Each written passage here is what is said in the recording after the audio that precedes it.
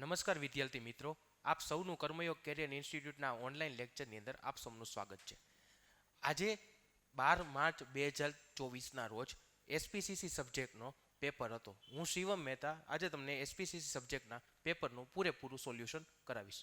વધુ સમય ન લેતા આજે આપણે છે સેક્શન એ અને બી છે, પછી બધા સેક્શન એક પછી એક લાઇનની અંદર લેતા જઈએ. વિભાગ એ 4 MCQ માંથી કોઈ પણ એક MCQ નો સાચો જવાબ છે, બરાબર, એ આપણે પસંદ કરવાનો હોય છે.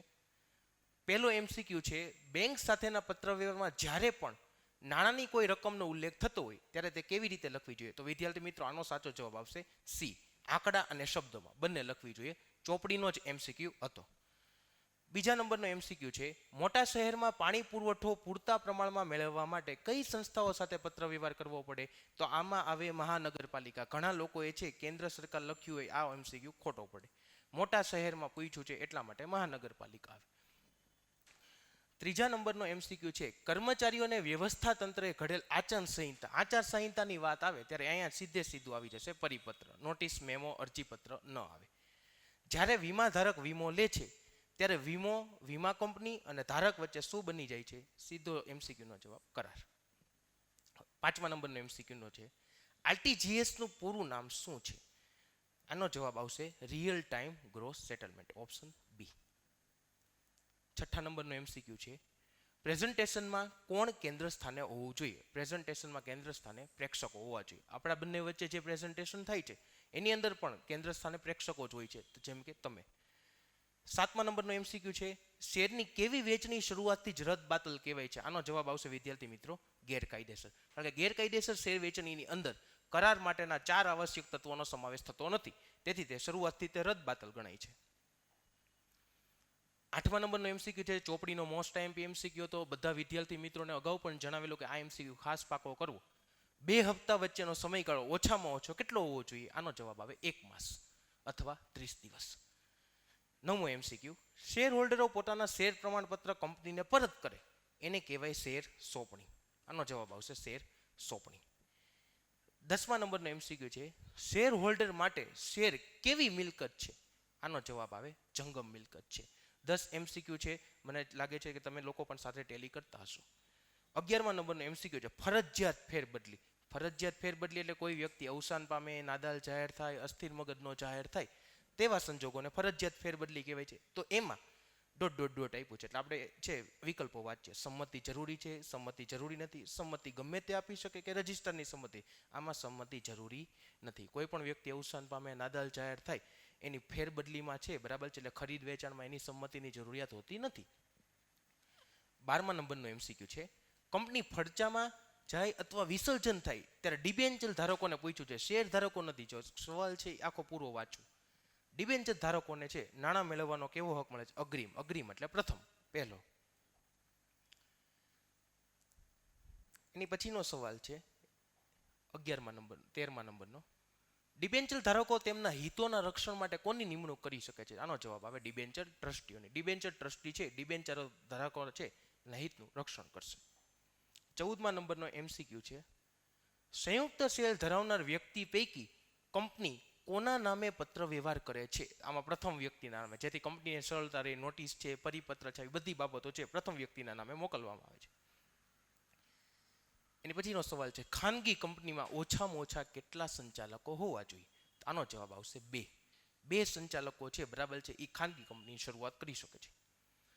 આ ધોરણ 11નો પણ સવાલ છે, કંપનીનું વ્યક્તિત્વ કેવું હોય છે? વિદ્યાર્થી મિત્રો, આનો જવાબ આવશે કૃત્રિમ. કંપની છે, બરાબર છે, કાયદાકીય રીતે કેવું વ્યક્તિત્વ ધરાવે છે? કૃત્રિમ વ્યક્તિત્વ ધરાવે છે. 17મા નંબરનો સવાલ છે, કંપની સભામાં મતદાન દરમિયાન સરખો મત પડે ત્યારે કોણ પોતાના મતનો ઉપયોગ કરે છે? તમને બધાને યાદ હશે કે આને છે નિર્ણાયક મત કહેવાય.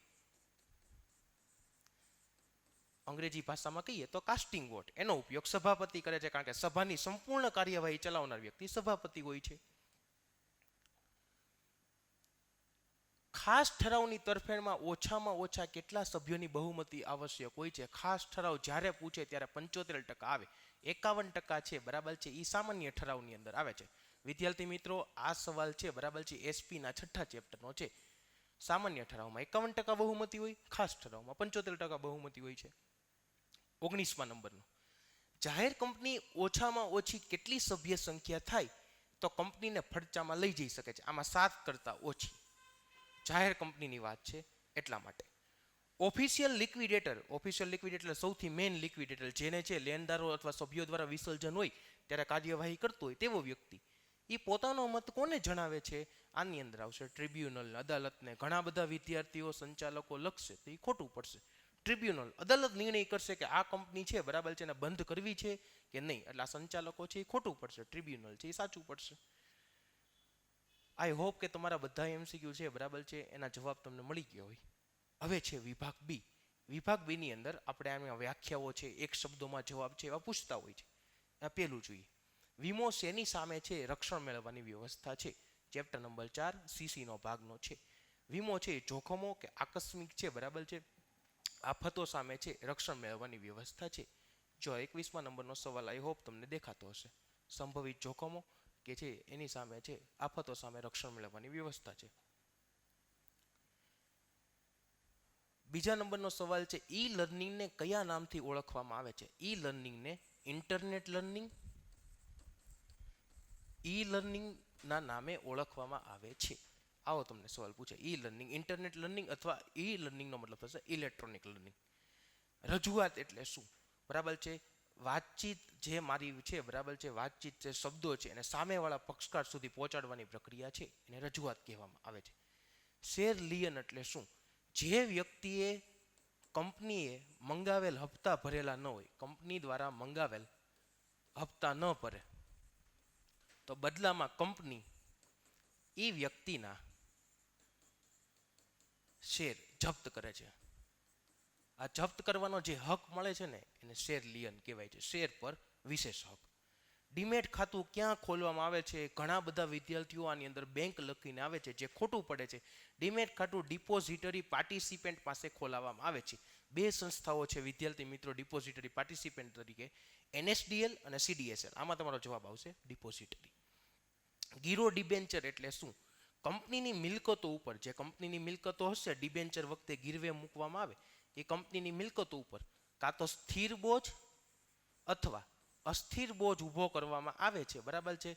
અને જે ડિબેન્ચર બહાર પાડવામાં આવશે એને કયા ડિબેન્ચર કહેવાય છે? ગીરો ડિબેન્ચર. 27મા નંબરનો સવાલ છે યુદ્ધ કે કટોકટી જાહેર થતા કયા વ્યક્તિનું સભ્યપદ સ્થગિત કરવામાં આવે છે? સભ્યપદ છે બરાબર છે એમાં કોણ મેળવી શકે એની અંદરનો આ સવાલ છે. વિદેશી વ્યક્તિ અથવા દુશ્મન દેશની વ્યક્તિ છે એ વ્યક્તિ છે બરાબર છે એનું સભ્યપદ છે સ્થગિત કરવામાં આવતું હોય છે. 7 સવાલો જોયા. એના બાદનો જે સવાલ છે આપણે નેક્સ્ટ હવે જોઈએ. 28મા નંબરનો સવાલ છે કંપનીના પ્રથમ સંચાલકોની મુદત ક્યારે પૂરી થયેલી ગણાય? કંપનીના પ્રથમ સંચાલકોની મુદત પ્રથમ વાર્ષિક સામાન્ય સભાના દિવસે. યાદ રાખજો, પ્રથમ વાર્ષિક સામાન્ય સભાના દિવસે.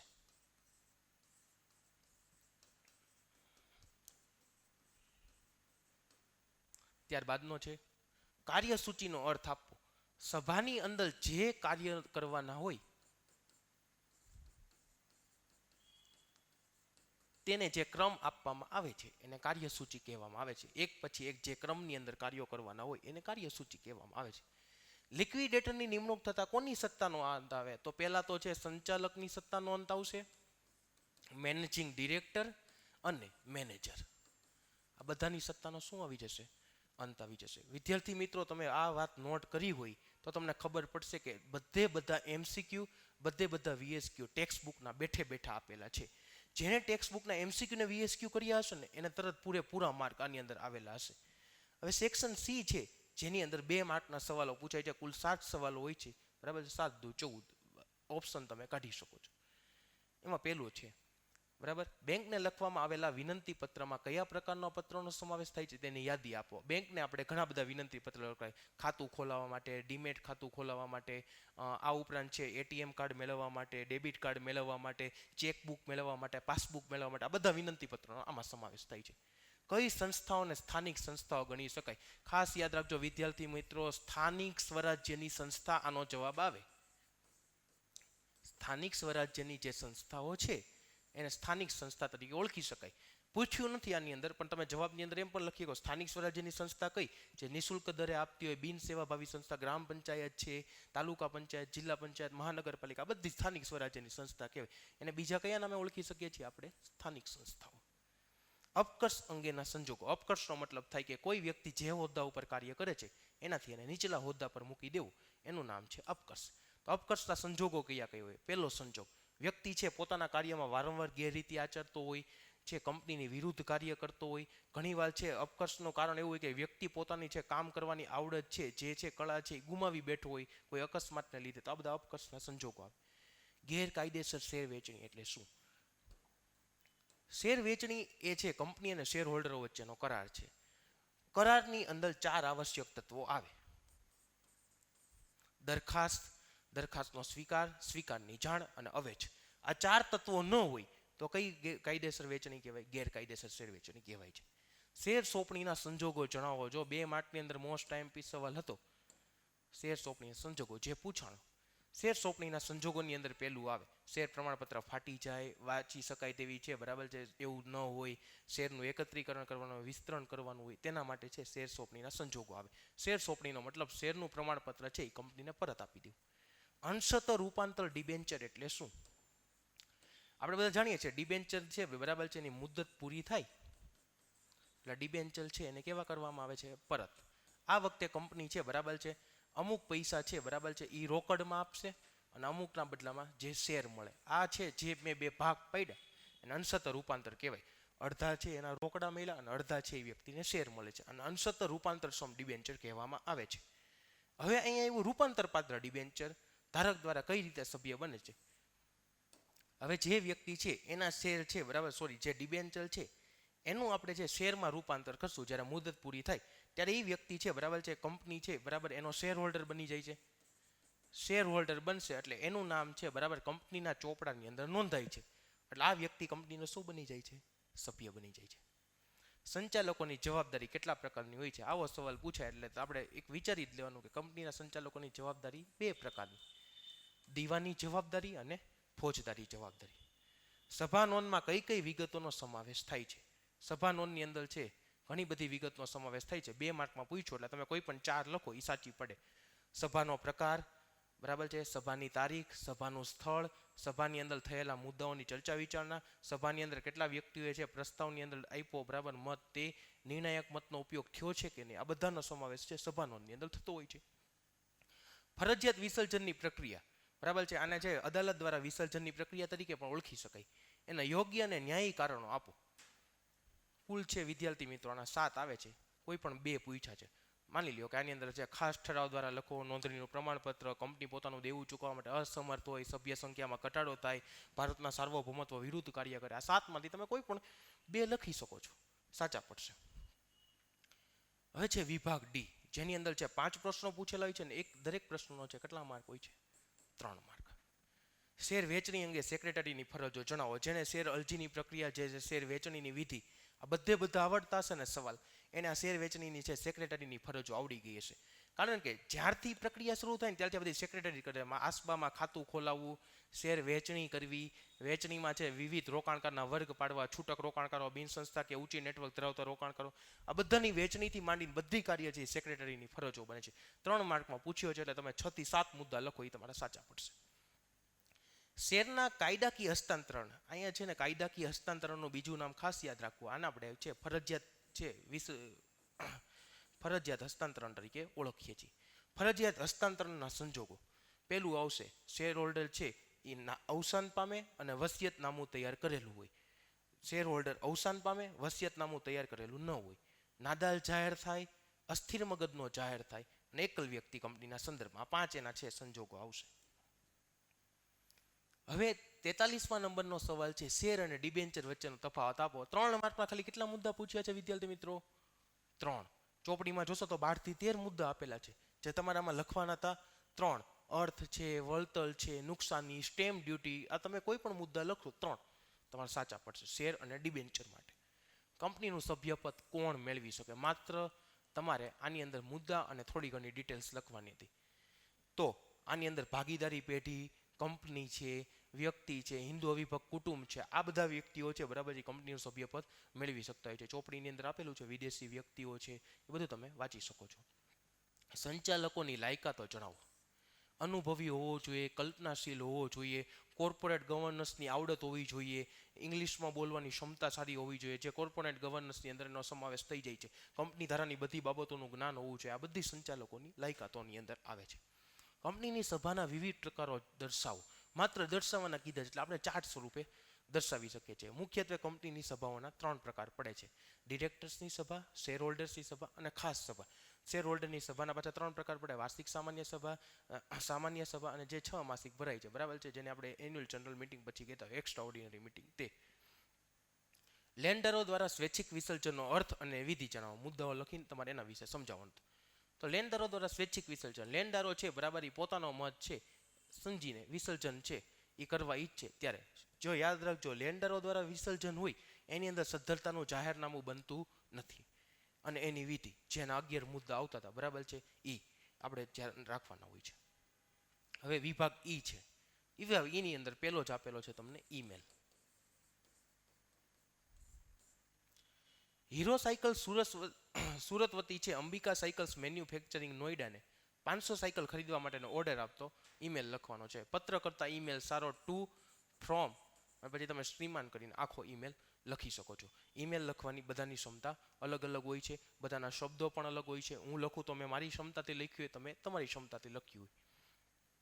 શેર હપ્તો મંગાવવાની વિધિ, વારંવાર પૂછાતો સવાલ, આ વર્ષે પણ પૂછાણો. શેર હપ્તો મંગાવવાની વિધિ, તો આના તમારે છે શેર હપ્તોનો છે ખ્યાલ લખવાનો હોય, પછી છે આની વિધિ સમજાવવાની હોય છે બરાબર છે. શેર હપ્તાનો ઠરાવ છે, વર્તમાનપત્ર બંધ રાખવું, શેર હપ્તાની છે બરાબર છે યાદી તૈયાર કરવી, આ બધાનો છે સમાવેશ આની અંદર થતો હોય છે. પછી જે સ્વૈચ્છિક ફેરબદલી અને ફરજિયાત ફેરબદલી વચ્ચેનો તફાવત, ક્યારે ક્યારે છે બરાબર આ ફેરબદલી થાય તો આમાં અર્થ છે, સંજોગો છે બરાબર છે, ટ્રિબ્યુનલની મંજૂરી, આ બધા મુદ્દાઓ છે બરાબર એ બે વચ્ચેનો તફાવત બની શકે છે. ચોપડીની અંદર વિગતવાર આપેલો છે. સભ્યપદના અંતના સંજોગો સમજાવો. સભ્યપદના અંતના સંજોગો વિદ્યાર્થી મિત્રો 8 આવે. રિડીમેબલ પ્રેફરન્સના નાણાં પરત ન કરે, કંપની છે બરાબર છે શેર કોઈ વ્યક્તિ વેચી દે, વેચાણ કરે, ડિબેન્ચર ખરીદે, આ બધા સંજોગો છે બરાબર છે એ સભ્યપદના અંતના આવશે. કોઈ વ્યક્તિ અવસાન પામે વગેરે. મેનેજિંગ ડિરેક્ટર અંગે કંપની ધારાની નિમણૂકની જોગવાઈ સમજાવો. ક્યારે ક્યારે છે મેનેજિંગ ડિરેક્ટરની નિમણૂક થઈ શકે છે બરાબર છે. જો યાદ રાખજો વિદ્યાર્થી મિત્રો, મેનેજિંગ ડિરેક્ટર છે એ માત્ર રોજબરોજનું કાર્ય સંભાળે છે એટલે એની ઉપર જવાબદારી વધારે હોય છે અન્ય સંચાલકો કરતાં. એટલે એને છે મહેનતાણુને છે બરાબર એ બધાની તમારે છે જોગવાઈઓ અહીંયા લખવી પડે.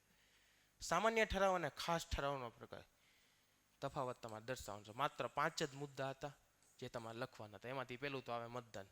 સામાન્ય ઠરાવ જ છે 51% બહુમતી, ખાસ ઠરાવમાં 75% બહુમતી હોય. હવે છે વિભાગ એફ, જેની અંદર 5 છે પત્રો હોય છે અને એક અહેવાલ પૂછાતું હોય છે. તમારી બેંક દ્વારા આપવામાં આવેલું ક્રેડિટ કાર્ડ ખોવાઈ ગયું છે તે અંગેની બેંકને જાણ કરતો પત્ર. અહીંયા ક્રેડિટ કાર્ડ પણ હોઈ શકે, ડેબિટ કાર્ડ પણ હોઈ શકે. આપણે માત્ર છે બરાબર જે ખોવાઈ ગયું છે તેના અંગે બેંકને જાણ કરવાનો પત્ર લખવાનો હતો. જાહેર આરોગ્ય ક્ષેત્રે આરોગ્ય વિભાગે પ્રશંસનીય કામગીરી કરી. તમારી આજુબાજુ છે પહેલાંથી જે રોગચાળોની ન ફેલાય, જે ગંદકીના સ્તરને હોય એને પહેલાંથી હટાવી દીધી, રોગચાળો અટકાવ્યો, તેના માટે તમારે છે આરોગ્ય વિભાગને પ્રશંસનીય કામગીરી માટે છે એમનો આભાર માનતો પત્ર લખાવતો હતો, બિરદાવતો પત્ર. હવે છે શહેરના જાહેર માર્ગો પર લારી ગલ્લાનું દબાણ વધતા મુશ્કેલી. આપણે બધા જાણીએ છીએ કે મોટા ભાગે છે મેટ્રો શહેર હોય ત્યાં લારી ગલ્લાનું દબાણ વધારે જોવા મળતું હોય છે. એના કારણે અકસ્માતો થતા હોય છે, લોકોને છે મુશ્કેલીઓ પડતી હોય છે રોડ ઉપર ચાલવામાં, તેના માટેનો પત્ર લખવાનો હતો. કર્મચારીની બદલીનો આદેશ આપતો પત્ર. આપણે એવું સમજીએ કે બદલી છે બરાબર છે કર્મચારી સજા રૂપે થતી, એવું નહીં. કર્મચારી છે એક વિભાગથી બીજા વિભાગનું જ્ઞાન મેળવે એના માટે પણ બદલી થતી, તો આપણે આદેશ આપતો પત્ર છે તો એ તમે તમારી મુજબ લખી શકો છો. ઉમંગ પટેલ તેમની કંપનીમાંથી સ્વૈચ્છિક સેવા નિવૃત્તિ VRS વોલ્યુન્ટરી રિટાયરમેન્ટ સ્કીમ, પોતે સ્વૈચ્છિક રીતે નિવૃત્ત થવા માંગે છે તેના માટે છે એ વિનંતી કરતો પત્ર. તો આ સાવ સરળ જ બની ગયો. જે વ્યક્તિ છે ને અત્યાર સુધી કામગીરી કરી હવે પોતાના અંગત કારણસર છે એ નિવૃત્ત થવા માંગે છે. 59 નંબરનો સવાલ છે, હર્ષવર્ધન મહેતા મેડિક્લેમ પોલિસી ખરીદવા માંગે છે. આ અંગે વીમા કંપનીને તેમના વતી પત્ર લખો. મેડિક્લેમ પોલિસી એટલે આરોગ્ય માટેની પોલિસી, જે કાંઈ છે અત્યારના સમયની અંદર આપણે બધા જાણીએ છીએ ખાણીપીણી છે, આ ઉપરાંત છે આપણી જીવનશૈલી છે એ ખૂબ બદલાઈ ગઈ છે, જેના કારણે છે માંદગી કે એવું આવે તેના માટે આપણને વીમાના પૈસા મળી રહે તેના માટે મેડિક્લેમ પોલિસી ખરીદવા ઈચ્છે છે તો આપણે એમના વતી પત્ર લઈએ. અને અહીંયા હતું સ્વયં શિક્ષક દિનની ઉજવણીના આયોજન અંગે. કયો અહેવાલ હતો વિદ્યાર્થી મિત્રો? સમિતિ અહેવાલ. જેને આ જોયું હશે એ ફાવી ગયો હશે, કારણ કે અહેવાલ છે ને એના બે પ્રકાર પડે છે વિદ્યાર્થી મિત્રો, સમિતિ અહેવાલ અને વ્યક્તિગત અહેવાલ. સમિતિ અહેવાલ હોય ને એ હંમેશા છે ને ભવિષ્ય માટે લખાતો હોય, અને વ્યક્તિગત અહેવાલ ભૂતકાળની કોઈ મુલાકાત માટે લખાતો હોય છે. અહીંયા તમે સમિતિ અહેવાલ પૂછો એટલે આપણે ભવિષ્ય માટે ન જોઈએ, એની જ વાત કરીએ. સ્વયં શિક્ષક દિનની ઉજવણીનું અહીંયા તમારે જો પ્રશ્ન હોય છે ને તો એ ખબર પડી જાય આયોજન અંગે લખવાનું છે. આયોજન એટલે હજી છે એ સ્વયં શિક્ષક દિનની ઉજવણી થઈ નથી ગઈ, આપણે એના અંગેનું આયોજન કરવાનું છે. એટલા માટે છે સમિતિ અહેવાલ ભવિષ્ય માટે લખાતો હોય. માની લો કે અહીંયા 5 સપ્ટેમ્બરે છે જ્યારે શિક્ષક દિન ઉજવાય છે, તો એના 5-6 દિવસ અગાઉ તમે જે આયોજન કર્યું અને બરાબર છે કેવા કેવા મુદ્દાઓ છે એની અંદર સમાવેશ કર્યો, એનો સમાવેશ થતો હોય છે આ સમિતિ અહેવાલ. હોપ તમને છે બરાબર છે આ સોલ્યુશન છે એ બરાબર છે આવ્યું હશે, સમજાઈ ગયું હશે. અને તમારે છે કાંઈ પણ પ્રશ્ન હોય તો તમે કોમેન્ટ બોક્સની અંદર લખી શકો છો. આભાર.